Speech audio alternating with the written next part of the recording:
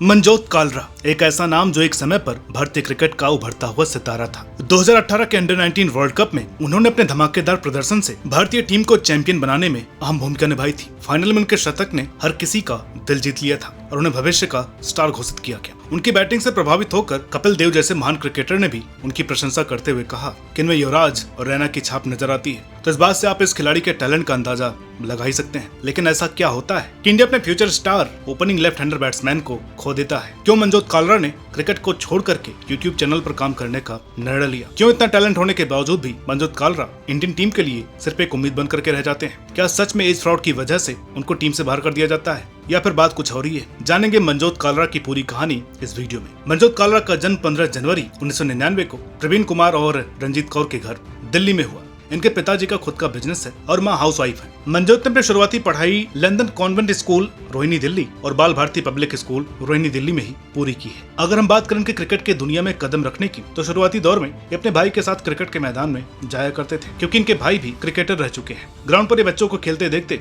और भाई के हौसला अफजाई के कारण इनके अंदर भी धीरे धीरे क्रिकेट का कीड़ा जागने लग जाता है। 10 साल की उम्र में हाथ में क्रिकेट का बैट और आंखों में इंडियन टीम के लिए खेलने का सपना लेकर मनजोत ग्राउंड की तरफ क्रिकेट का सफर शुरू कर देते हैं। शुरुआती दौर में किंग कोहली, एबी डिविलियर्स और क्रिस गेल जैसे खूंखार बैट्समैन को फॉलो करते थे। इनके माता पिता ने भी इनके क्रिकेट के सफर में इन्हें लगातार प्रोत्साहित किया। मनजोत कालरा ने अपने क्रिकेट के टैलेंट को निखारा और लगातार कड़ी मेहनत की। इनकी मेहनत और काबिलियत को देखते हुए इनको अंडर 14 के दिल्ली टीम में सिलेक्ट कर लिया जाता है। उस टीम में सिर्फ एक प्लेयर के तौर पर नहीं बल्कि एक कप्तान के तौर पर भी खेल रहे थे। कप्तान होने के नाते इन्होंने अंडर 14 टीम में अपनी टीम को जीत भी दिलाई। अंडर 14 खेलना और जीत हासिल करना मनजोत के लिए काफी गर्व की बात थी। इस जीत ने इनके क्रिकेट के सफर को और तेजी से आगे बढ़ाना शुरू कर दिया। लेकिन साल 2015 में इनके लिए एक रुकावट का दौर आता है, जब पूर्व भारतीय खिलाड़ी कीर्ति आजाद ने साल 2015 में इनके खिलाफ दिल्ली पुलिस थाने में एक FIR दर्ज करवाई। FIR के मुताबिक उन पर आरोप था कि उनकी एज में गड़बड़ी है, जिसके चलते वो भारतीय टीम में शामिल नहीं हो सकते। मनजोत के अनुसार 15 जनवरी 1999 उनका डेट ऑफ बर्थ है, जबकि उनके माता पिता द्वारा दिए गए डॉक्यूमेंट्स में उनका डेट ऑफ बर्थ 15 जनवरी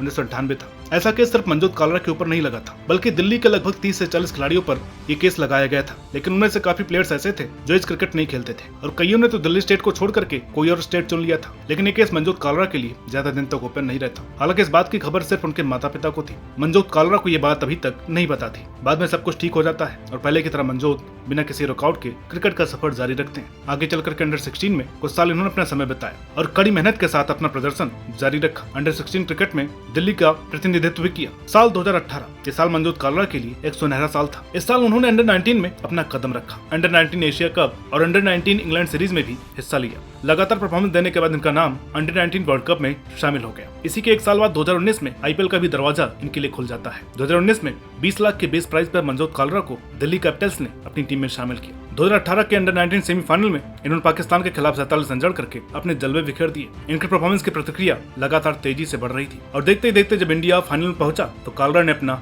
असली रूप दिखाया। फाइनल में ऑस्ट्रेलिया ने पहले बैटिंग करते हुए 6 विकेट खो करके 226 रन बना करके 227 का टारगेट दिया। कप्तान पृथ्वी शॉ ने 41 बॉल में 29 रन बनाए और उनके साथ आए मनजोत कालरा ने 102 गेंदों में 101 रन की नाबाद पारी खेली और कंगारू के जबड़े से मैच छीन करके भारत की झोली में डाल दिया। इसके बाद इनका नाम लोगों और मीडिया के बीच में काफी पॉपुलर हुआ और धीरे धीरे लोग इनको जानने लगे कि इनका इंटरनेशनल डेब्यू कब हो रहा है। सबको ऐसा लग रहा था कि इंडिया को एक जबरदस्त लेफ्ट हैंड बैट्समैन मिलने जा रहा था। लेकिन वर्ल्ड कप जीतने के बाद प्लेन में इनकी लड़ाई अपने सबसे जिगरी दोस्त से हो जाती है। हालांकि बाद में मामला साफ हो जाता है। अंडर 19 में अच्छा परफॉर्मेंस देने के बाद इनको एहसास हुआ कि इनकी एंट्री टीम इंडिया में भी हो सकती है और इन्होंने और जोर शोर से प्रैक्टिस करनी शुरू कर दी। अंडर 23 में इनका नाम दिल्ली की टीम में शामिल हो जाता है और उसके बाद दिल्ली की टीम कोलकाता मैच खेलने जाती है। यह समय और ये मैच इनके लिए सबसे बड़ा काल बन करके आया, जिसने इनके पूरे क्रिकेट करियर को हिला कर रख दिया और यहीं से इनका क्रिकेट करियर धीरे धीरे समाप्ति की ओर बढ़ने लगा। हुआ कुछ ऐसा कि जब कोलकाता में अंडर 23 की दिल्ली टीम की तरफ से खेलते हुए बैटिंग कर रहे थे, तब इनकी बॉडी में निगल्स आने शुरू हो गए थे। जैसे तैसे मनजोत ने उस मैच को खत्म किया और जब वो दिल्ली आने के लिए एयरपोर्ट पर थे, तब उनके टीम के कोच ने कहा कि उनका एज फ्रॉड वाला केस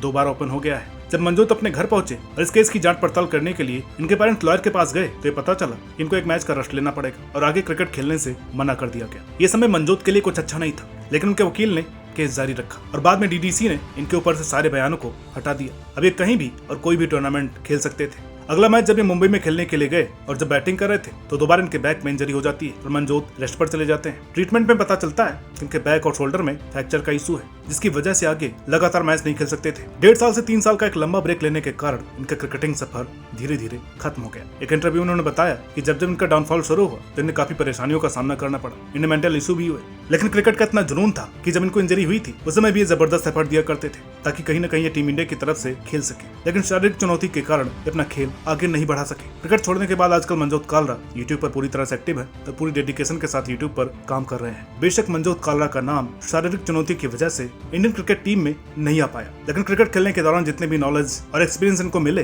वो सारा ज्ञान आज अपने यूट्यूब चैनल पर शेयर करते हैं। मीडियन के खिलाफ जो एज फ्रॉड का केस लगातार दिखाना शुरू किया उससे लोगों को लगने लगा कि मनजोत कालरा एज फ्रॉड की वजह से क्रिकेट से बैन हो गए हैं, लेकिन ऐसा बिल्कुल भी नहीं था। इन्होंने अपने एक इंटरव्यू में साफ साफ कहा था कि मैं एज फ्रॉड की वजह से नहीं बल्कि अपनी शारीरिक चुनौती की वजह से क्रिकेट नहीं खेल पाया। तो दोस्तों ये कहानी थी मनजोत कालरा की। काफी दिनों से हमारे बहुत सारे दर्शक ये डिमांड कर रहे थे कि मनजोत कालरा पर वीडियो लेकर के आई जाए, तो उम्मीद करते हैं कि आपको ये वीडियो पसंद आई होगी। वीडियो अच्छी लगी हो तो प्लीज लाइक करें, शेयर करें, चैनल पर नए हैं तो प्लीज इसे सब्सक्राइब करना ना भूलें। मिलते हैं आपसे अगली वीडियो में, तब तक के लिए नमस्कार।